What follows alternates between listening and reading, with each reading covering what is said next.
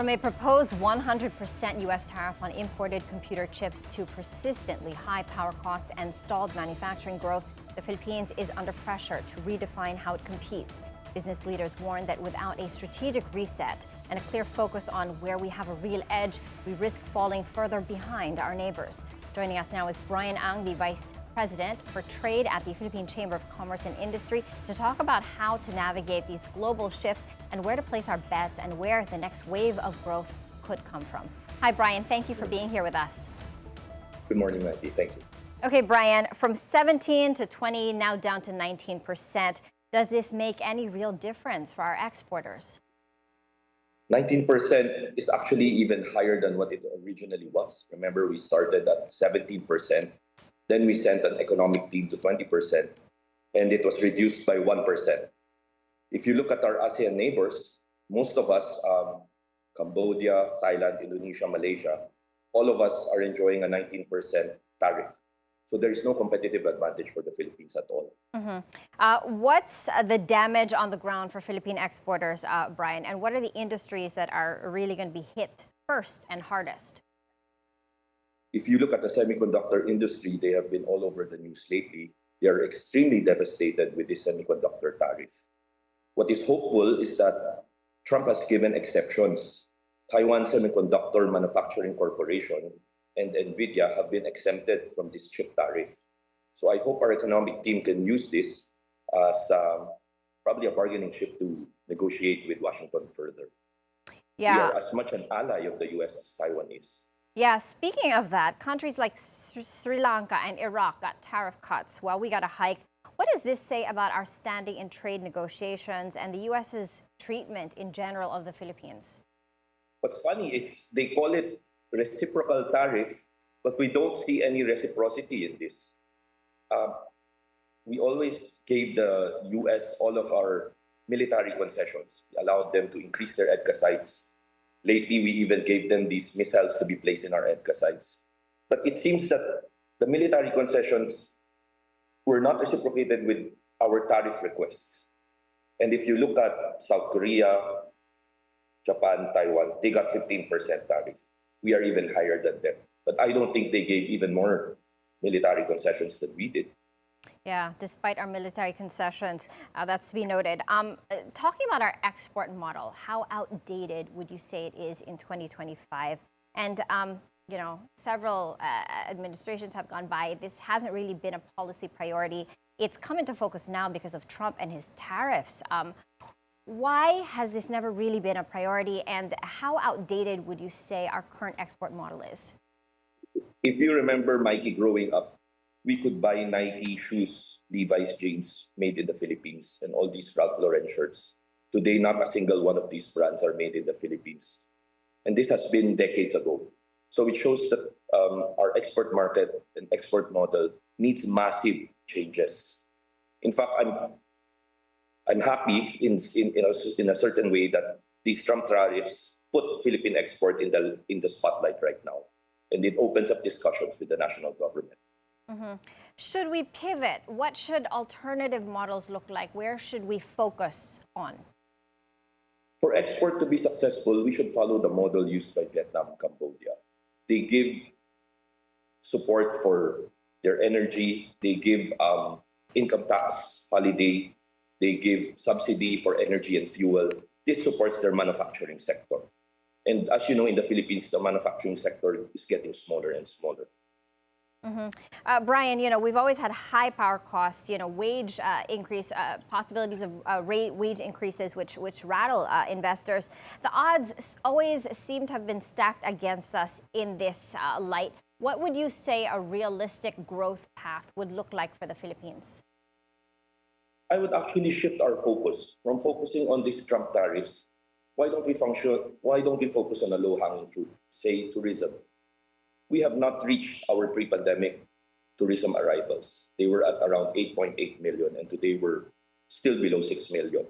Why? A big part of this is China tourists. China tourists account for almost 2 million arrivals. Yeah. Why haven't we refocused all of our resources and all of our attention to inviting these tourists back to the Philippines? We have a very beautiful country, very beautiful Filipino service. This can at least augment our dying export industry if our tourism is improving. Do you know a Chinese tourist spend what, $1,500 per tourist? And there's 2 million of them. So that's easily $3 billion worth of foreign income arriving into our economy. Yeah, just to strengthen your case, Bryan, how do ASEAN and China fit into this equation? Despite political tensions with China, do you think that we should shift, as you mentioned earlier, shift our focus to tourists from China? Yes, we should follow actually what Trump is doing. Trump has a separate negotiation for military and a separate negotiation for trade. So we should do that. If let's say we and China cannot agree on the West Philippine Sea, let it be. We agree to disagree. But on investment, tourism, trade, we can look at China. They will be open to us. If you look at our ports, so many BYD vehicles are coming in. Look at our streets, so many sales of Chinese EV vehicles. So this shows that China is still open to economic cooperation. But And in tourism, whether it be their products. And Bryan, if you had one message to give to President Marcos and his economic team on the single biggest action to build our competitiveness, what would you tell them?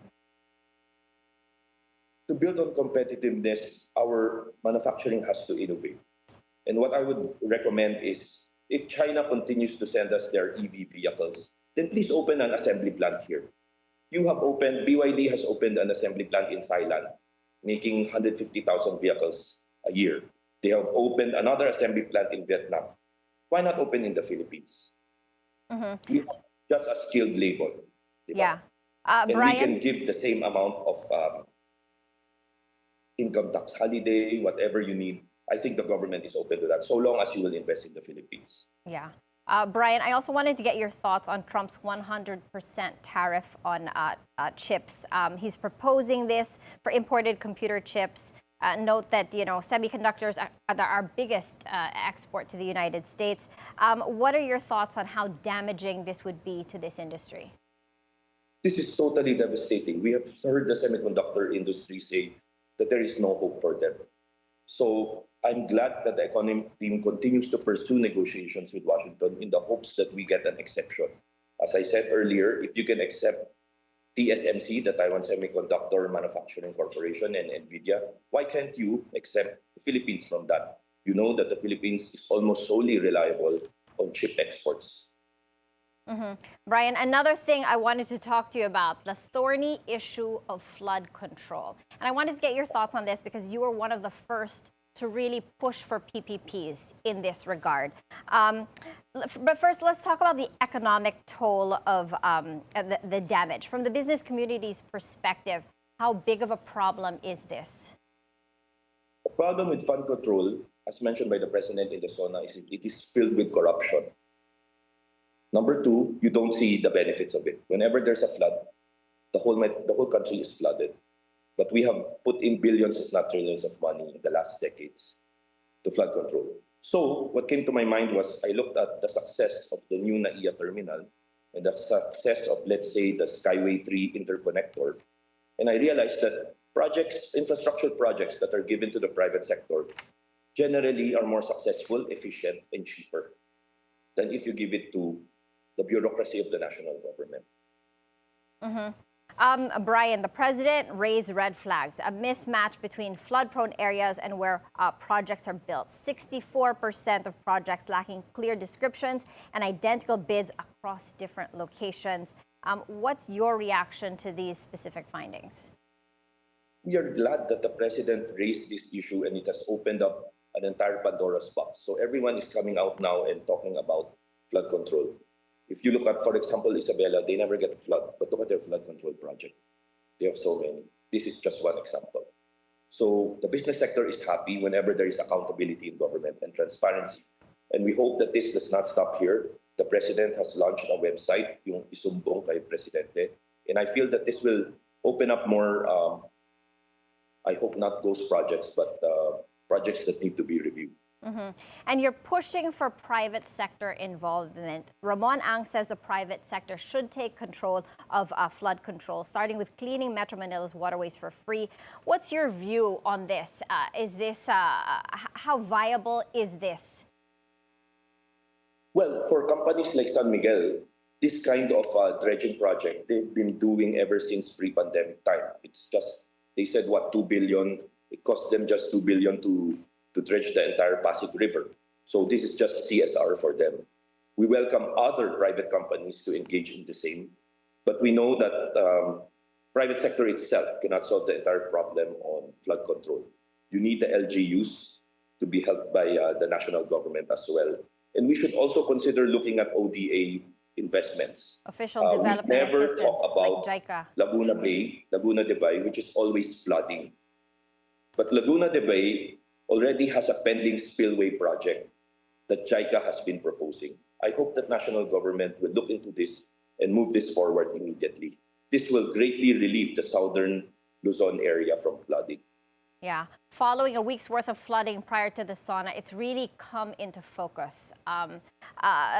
Let's talk about let's talk more about this. Senator Lacson suggests that if private solutions work, the government's flood control budgets could be cut.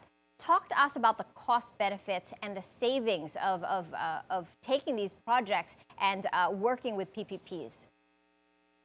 So the nature of a PPP is you pass on the entire project, the financial risk, to the private sector. This will free up the entire 1 trillion peso of floodway projects we'd have over the last 3 years. You can use that to build more hospital, to build more classrooms for our students.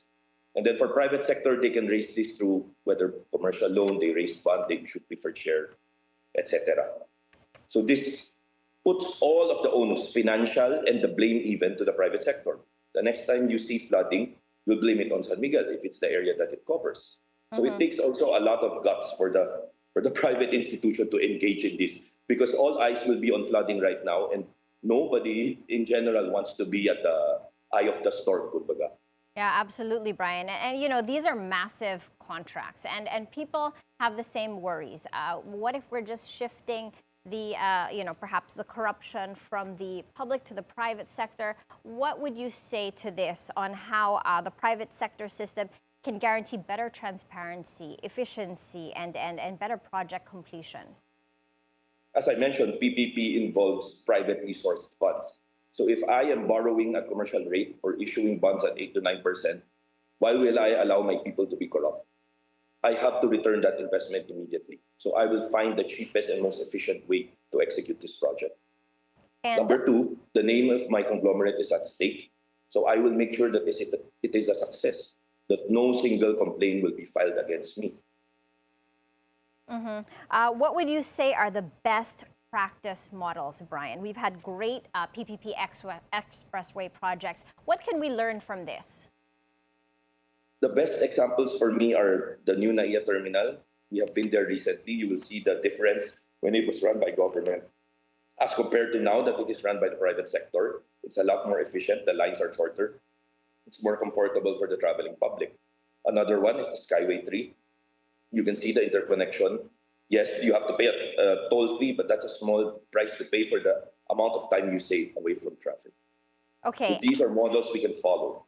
And what would this look like in practice again, Brian? It would be led by the private companies with oversight from the DPWH. How would you suggest this? I suggest oversight team, maybe OSAPEA and the DPWH, because the DPWH has